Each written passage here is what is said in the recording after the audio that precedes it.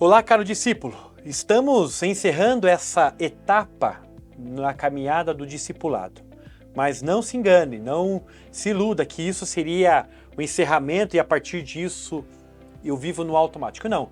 Tudo que nós aprendemos, porque eu estou junto com vocês, relembrando tudo isso é para a vida toda. Nós precisamos revisitar, ser relembrados. E isso constantemente é relembrado em nossa série de mensagens, na caminhada com outros discípulos. Por isso, você vai utilizar esse material com outros discípulos. E a cada passo, a cada momento, essas verdades elas vão se transformando, vão se cristalizando, vão se tornando parte de nós. E nós vamos sempre aprender coisas novas com essas promessas, com tudo que nós vimos até agora. E hoje vamos falar sobre novo coração. Bom, Deus criou tudo, incluindo o ser humano, à sua imagem e semelhança. No entanto, por meio da queda do ser humano, o pecado, impulsionado pelo desejo de independência, autonomia e orgulho, levou o ser humano à sua queda, resultando em alienação, separação, emancipação de Deus. E com isso, houve a perda da imagem divina, a perda das suas decisões. O ser humano agora se torna escravo do pecado e do mal. Entretanto, a salvação, como iniciativa de Deus, através do sacrifício de Jesus Cristo, permite que o Espírito Santo renove o teu e o meu coração, nos capacitando a termos fé e a capacidade de responder a esse amor divino, a esse amor gracioso de Deus. Ao aceitar essa oferta, nós nos arrependemos, nos entregamos a Jesus e nos tornamos justificados, ou seja, toda a condenação é eliminada. A condenação que estava sobre nós agora fica sobre Jesus, somos absolvidos e a partir disso não só somos absolvidos, mas também somos adotados como filhos de Deus e somos chamados a uma vida de santidade. O processo de santificação que o Espírito Santo produz em nós e que produz santidade. Essa santidade me faz parecer com Jesus. E tudo isso é por meio da ação do Espírito Santo. Ok? E aí nós temos a realidade da nova vida. Ser cristão não é ter uma religião, ser cristão não é ter um sistema de pensamento. Ser cristão, ser um discípulo de Cristo, significa viver a realidade de um novo coração, de um coração regenerado e transformado.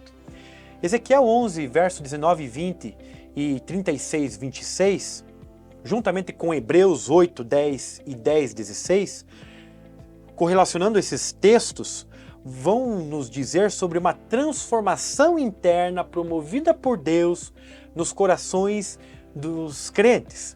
E que essa transformação alinha a minha e a tua vontade à vontade de Deus.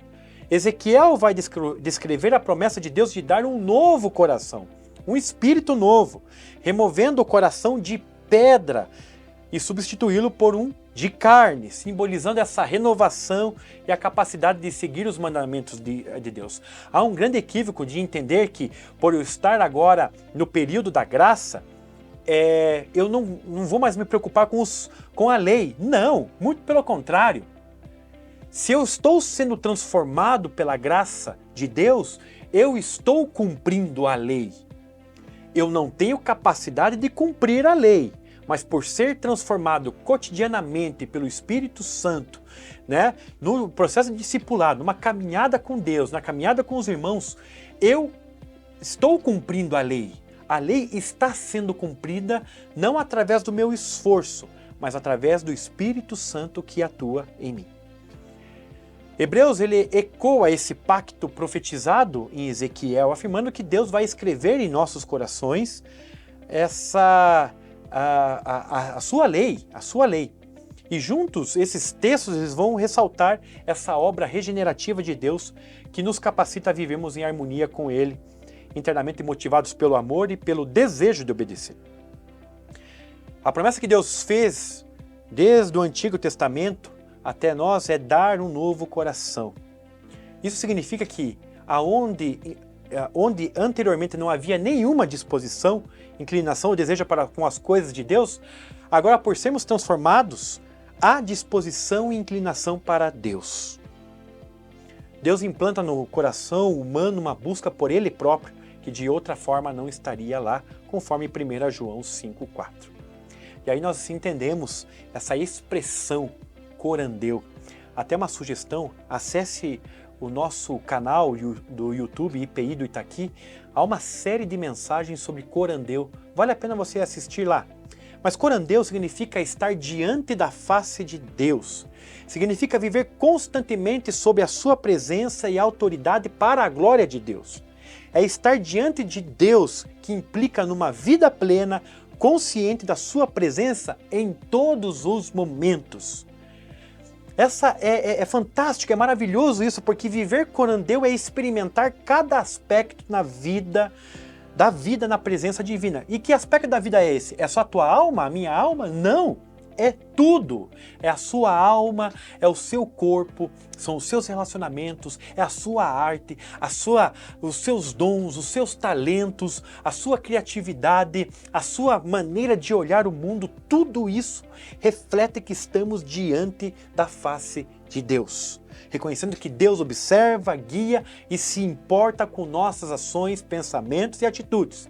E Ele, como um Pai amoroso e que permitiu habitar em nós por meio do seu Espírito, vai nos transformando, vai puxando a orelha, vai nos corrigindo, vai nos consolando, para que possamos constantemente entender que estamos em corandeu, estamos diante de Deus. Muito bem, e aí nós vamos entender que uma das maiores dúvidas que atinge as pessoas que não compreendem a graça de Deus é que o ser humano não consegue salvar a si mesmo, né? Causaria pessoas salvas, mas fracas na fé, sem vontade de lutar contra o pecado. Essa ideia equivocada que se tem sobre a teologia reformada, então quer dizer que eu posso fazer o que eu quiser, né? Deus me escolheu, Deus me carimbou, tá tudo certo, agora eu vou viver a vida como eu bem entender. Não, você não entendeu o Evangelho. Nem vou falar teologia reformada, você não entendeu o Evangelho. Porque corandeu significa que tudo que você faz está diante de Deus. Ou seja,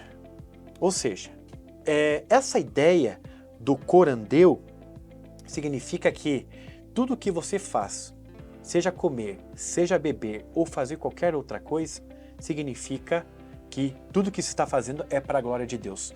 Você peca para a glória de Deus? Eu peco para a glória de Deus? Não, eu não peco para a glória de Deus. Eu vou espancar o meu próximo para a glória de Deus? Eu não vou espancar o meu próximo para a glória de Deus. Eu vou maltratar o meu filho, a minha esposa, o meu marido para a glória de Deus? Eu não vou fazer isso.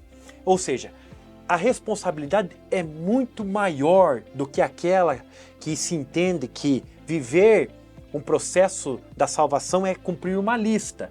Bom, eu cumpri aqui uma série de listas, tá tudo certo, eu posso agora, descansar. Não.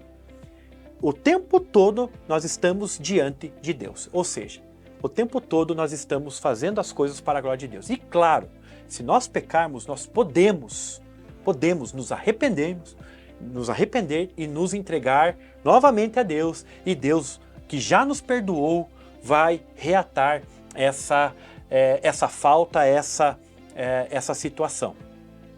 Muito bem, né? E aí é claro que aí Romanos 6, do 1 ao 15, vai dizer a questão da graça e do pecado de uma maneira direta e profunda. Paulo começa questionando se devemos continuar pecando, já que a graça está aí sobre nós, né? Então eu posso investir, eu tenho créditos eternos, eu posso ali, investir na minha vida de pecado. Não, de forma nenhuma, de modo nenhum. Ele explica que uma vez batizados em Cristo Jesus, nós somos batizados em sua morte e, portanto, morremos para o pecado. Isso significa que nós não devemos mais viver sob o domínio do pecado, pois assim como Cristo foi ressuscitado dos mortos, nós também devemos viver uma nova vida. Ou seja, Romanos 6, do 1 ao 15, vai nos ensinar que a graça de Deus não é uma desculpa para continuar no pecado, porque se você entende disso, você não compreendeu e não está sob a graça. Pelo contrário, é a base para uma vida nova e santificada em Cristo. onde somos chamados a abandonar o pecado, a viver em retidão para a honra e glória de Deus. Sobre novo coração, relembrando, nós entendemos que Deus prometeu há muito tempo que daria um novo coração aos seus filhos. E a promessa se cumpriu em Cristo Jesus. E ter um novo coração significa viver corandeu, ou seja, diante de Deus em todos os momentos. Inclusive jogando videogame, você pode jogar videogame para a glória de Deus. Você sabia? Nós sempre temos essa tendência de que as coisas de Deus, eu vou aqui emprestar do Rubem Alves, nós temos a tendência de servirmos a um Deus sádico, a um Deus tirano, que eu só tenho que fazer coisas assim que são penosas, né? Eu vou subir 400 degraus, né, para alcançar uma determinada bênção. Não! O corandeu significa que você pode jogar videogame, você pode ir a um estádio, você pode sim numa reunião de oração, você pode participar de um ministério, você pode sair com os seus amigos, mas tudo isso entendendo que você está em corandeu, diante da glória de Deus, diante de Deus. E aí, é claro que eu encerro essa promessa que já se cumpre em nós pelo tempo que vivemos, o tempo da plenitude dos tempos em Cristo Jesus. Ezequiel 36, 26 vai dizer: darei a vocês um coração novo e porei um espírito novo em vocês. Tirarei de vocês o coração de pedra e lhes darei um coração de carne, um coração humano, um ser humano redimido e transformado que vai impactar essa sociedade. Não vai impactar pela visão sádica, por uma visão de que servir a Deus implica viver preso dentro de um sistema. Não, é a verdadeira humanidade. Nós estamos anunciando a nova criação para todos. Nós estamos anunciando essa vida plena, porque nós estamos em corandeu e as pessoas vão perceber essa diferença em nós. E aí nós encerramos esse passo a passo relembrando em poucos minutos. Deus criou o ser humano à sua imagem e semelhança para o louvor da sua glória. Entretanto, o pecado levou o ser humano à queda, separando-o de Deus, de si mesmo e dos outros. E que a salvação é uma ação redentora de Deus para vencer a separação existente. E que nessa salvação Deus escolhe salvar o ser humano por sua livre iniciativa, chamando-o para si. E que ao chamar para si, ele presenteia através do seu Espírito para que o ser humano viva uma nova vida restaurada. E que essa vida restaurada vai ser integrando a uma transformação em que o ser humano converte-se a Deus e entrega-se a Jesus. E entregando-se a Jesus, o pecador que agora era declarado injusto, passa a ser declarado como alguém justo, por causa da redenção em Cristo Jesus. E que nisso nós somos chamados de filhos de Deus, porque é uma ação de Deus no qual Ele nos torna parte de sua família. E por último, é um processo que nos leva a tudo isso, a um processo de santificação, em que Deus, na vida dos regenerados, capacita para uma vida em santidade, uma vida parecida com Jesus.